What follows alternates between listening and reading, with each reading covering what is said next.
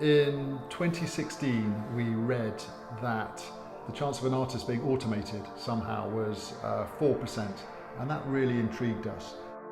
We thought, how can you automate being an artist? And then we started talking about various drawing devices, like a harmonograph machine that they used to use in Victorian times for making drawings of shapes. And then we started talking about robots and robotic arms and factories. And we wrote an email to KUKA, one of the largest manufacturers of robotic arms. And within 2 weeks, they delivered a brand new 1-ton robot to our studio in Acton, and the project became very real. Initially, we wanted to teach the robot to paint, and we were terribly excited when it actually first did a stroke on canvas. But we couldn't pursue the idea of paint on canvas because there's too much give in the surface of canvas. So we moved on to board, and thereafter we've just done paintings on board.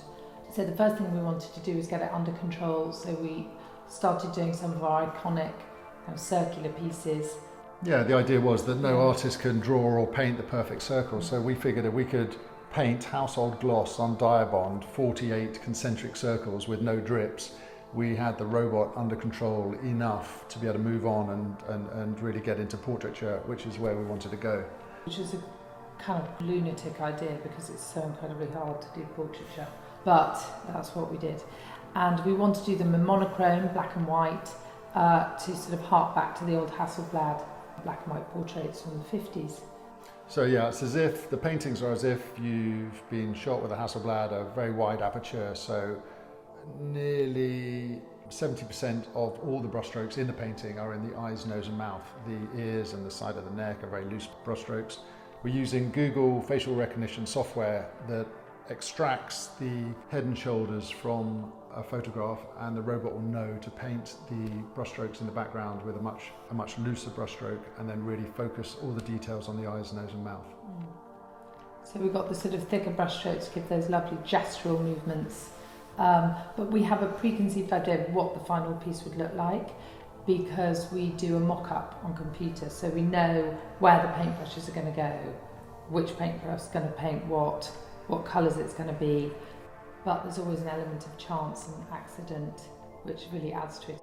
So for our Dark Factory Portrait exhibition, which was at Ben Brown Fine Arts, 11th of February 2020, seems like a lifetime ago, but it was just before the first lockdown. We opened with the robot, we call her Heidi, in the gallery, and the code was then set in stone. So any photograph that was given to us, we would process through this 100,000 lines of code, which would turn the photograph into information that Heidi could understand, and then Heidi could autonomously paint a portrait from blank canvas to finished painting without any human interaction whatsoever. So we found ourselves doing lots of commissioned portraits over lockdown. It proved to be a very COVID secure way of painting portraits. People would email in a photo from wherever they were in the world. We had a little webcam set up in the gallery, and they could watch their portrait being painted by the robot sitting at home. We've always used tools at our disposal, whatever cutting edge technology comes out, whether it be CGI. We were the first artists to do that. We were the first artists to use 3D print in our work.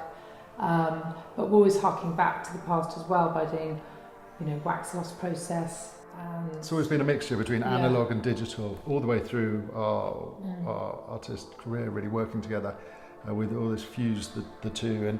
And really, what artists wouldn't use a robotic arm that is accurate within 1/10 of a millimetre? I mean, it is the most amazing tool.